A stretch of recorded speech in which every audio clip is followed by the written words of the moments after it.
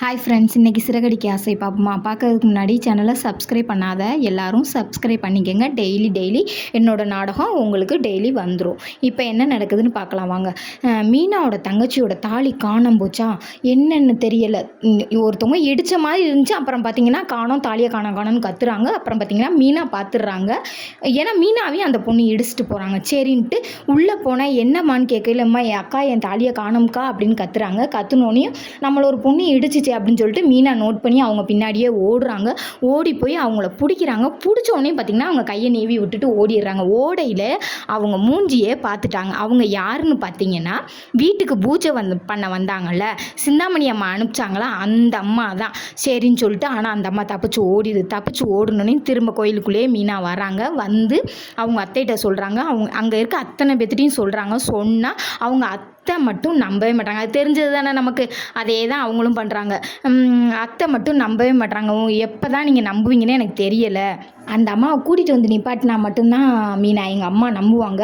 அதனால நம்ம கூட்டிகிட்டு வந்து நிப்பாட்டிகிட்டே அம்மாட்ட பேசிக்குவோம் அப்படின்னு சொல்லிட்டு மீனாவும் முத்துவும் அந்த அம்மாவை தேடுறதுக்காண்டி வரையில் அந்த அம்மா பர்ஸை கீழே போட்டாங்க. அந்த பர்ஸு விழுந்த இடத்துல ஒரு கேமரா இருக்குது. அங்கே போய் கடையில் கேட்குறாங்க. கடைக்காரங்களும் சரி நீங்கள் பாருங்கள் அப்படின்னு சொல்கிறாங்க. பார்த்தா அந்த அம்மா மூஞ்சி தெரியுது, எல்லாமே பண்ணிட்டாங்க. அப்போ முத்து சொல்கிறாரு, அவங்க கையிலேருந்து விழுந்த பர்ஸு எங்கே மீனா அப்படின்னு சொல்கிறாரு. அப்புறம் பார்த்திங்கன்னா அங்கே தான் கிடக்கு. அந்த பர்ஸை எடுத்துடுறாங்க. எடுத்து பார்த்தா ஒரு அட்ரஸ் இருக்குது.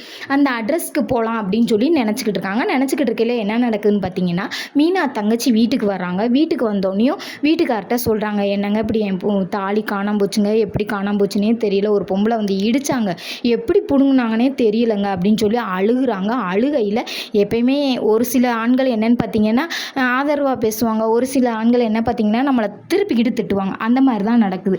அவர் வந்து என்ன சொல்கிறார், அத்தனை பேர் போனாங்கள, அத்தனை பேருக்கு காணாமல் போகல, உனக்கு ஒருத்திக்கு தான் நான் காணாமல் போகுது, நீ எதுக்கு வீட்டுக்கு வந்த, தாலியே இல்லைன்னா நான் செத்ததுக்கு சமானம், அப்புறம் எதுக்கு நீ என் வீட்டுக்கு வர, நீ கிளம்பி போயிட்டேரு அப்படின்னு சொல்லி திட்டிட்டு அடிக்கிறாருங்க. எவ்வளோக்கு எவ்வளோ லவ்வாக பழகுனாரோ இப்போ அவ்வளோக்கு அவ்வளோ அந்த பொண்ணை அடித்து கொடுமைப்படுத்துறாரு.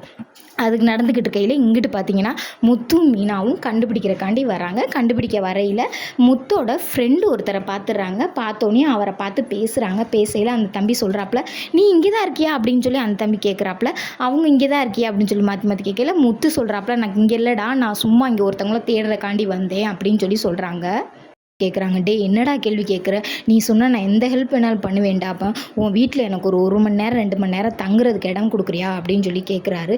சரி ஓகேடா அப்படின்னு, நான் கேட்குற பொருளை மட்டும் வாங்கிட்டு வாடா அப்படின்னு சொல்லி சொல்கிறாரு. மீனா என்னங்கன்னு கேட்குறாங்க. கொஞ்ச நேரம் சும்மா இரு மீனா அப்படின்னு சொல்லிட்டு எல்லா வேலையும் பார்க்குறாங்க. இதோட நாடகம் முடியுது. பிடிச்சா சப்ஸ்கிரைப் பண்ணிக்கோங்க.